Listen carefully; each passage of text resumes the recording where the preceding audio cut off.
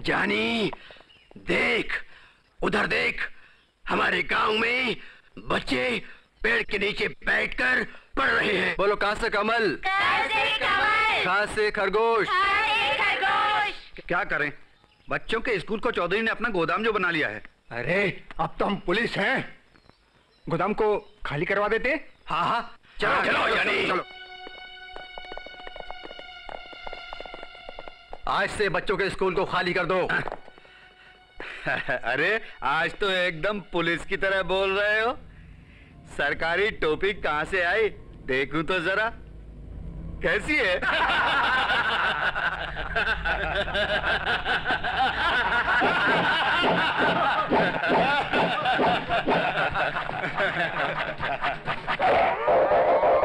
हाँ?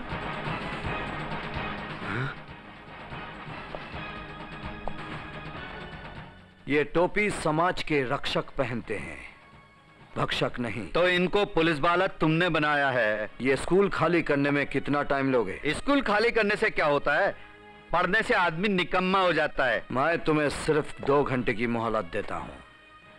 2 घंटे में स्कूल तो खाली नहीं होगा। 2 घंटे में इस गांव को तुम खाली करोगे।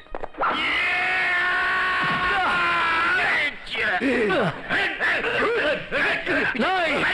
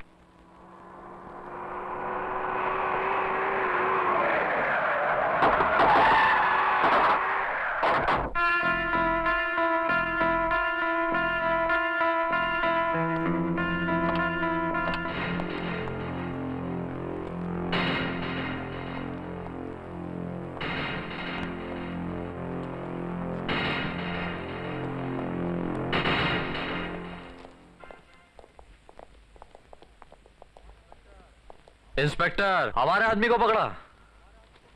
पकड़ा। क्यों? ये तुम्हें क्यों बताऊं? आप जानते हैं हम कौन है? ये जानने की जरूरत क्या है? इंस्पेक्टर, हम चौधरी साहब के बेटे हैं। ये चौधरी कौन?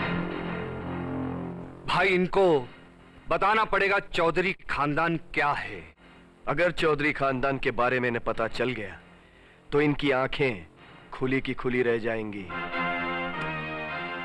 अगर हम बता दें कि हम कौन हैं, तो तुम सबकी आंखें हमेशा के लिए बंद हो जाएगी। इससे पहले कि हम बताएं, तुम सब यहां से दफा हो जाओ। हम अपने आदमी को यहां से लिए बगैर नहीं जाएंगे। अगर नहीं जाओगे तो तुम सबको भी हवालत में बंद कर दूंगा। तब तो इसके बारे में पिताजी को बताना ही पड़ेगा।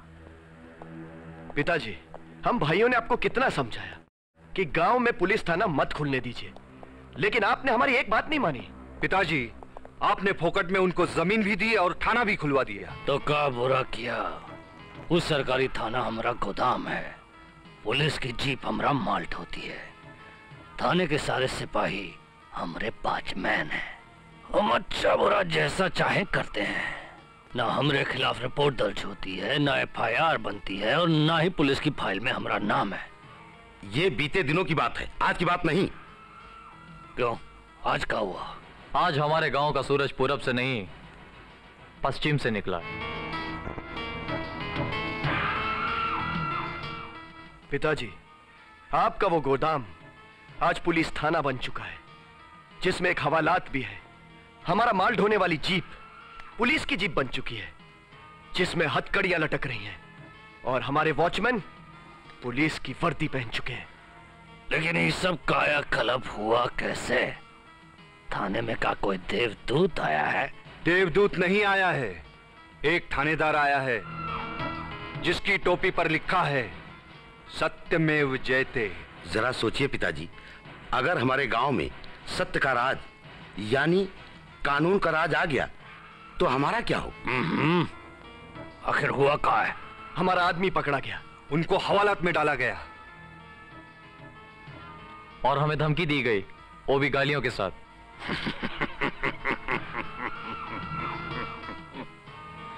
मजा आ गया। आज हिंदुस्तान में ऐसा कोई शेर हिंदुस्तान आया है जिससे हमारे चारों बेटे एक साथ खौफ खाए हुए हैं। हम उस माई के लाल से मिलना चाहता हूँ। तो क्या मैं उसे अपने घर बुला लूं? नहीं, घर तो हम सिर्फ दुश्मन को बुलाता हूँ वार्निंग देने के लिए। दोस्ती की तलाश में तो हमें खुद उसके घर जाना चाहिए। उस ऑफिसर में हमारा दोस्त बनने की काबिलियत नजर आ रही है।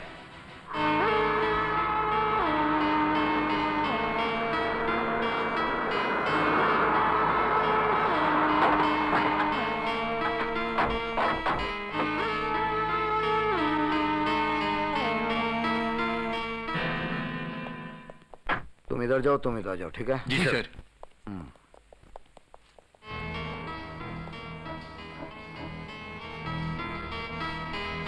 का इंस्पेक्टर, हमारे गांव में कोई तकलीफ तो नहीं है ना तुमको? आपकी तारीफ?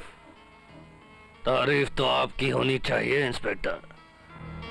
आंधी तूफान के आने की खबर तो पहले से लग जाती है, मगर तुम्हारे आने की खबर तब लगी जब सारा गांव हिल गया। हमारा नाम चौधरी जगन्नाथ लाल राय है। हम यारों का यार हूं और दुश्मनों का?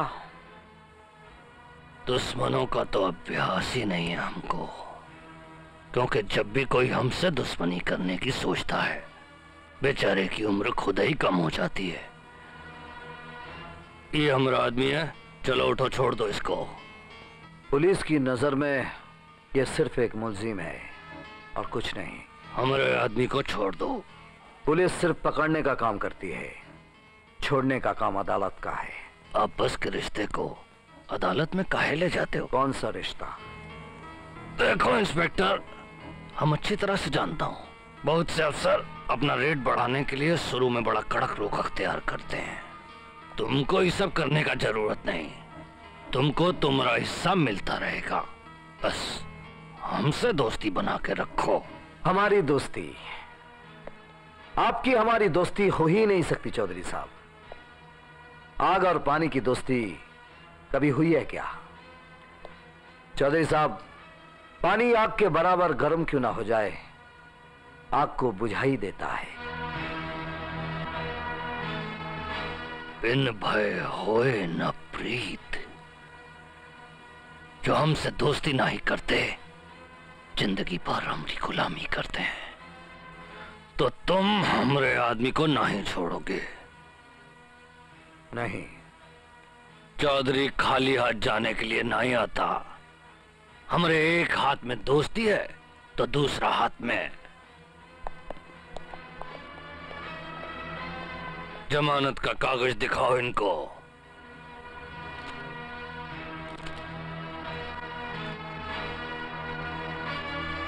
राम सिंह।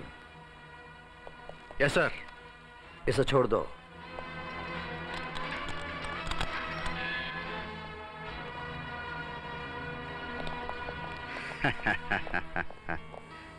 इंस्पेक्टर, फिर मिलेंगे। जरूर मिलेंगे और बार बार मिलेंगे।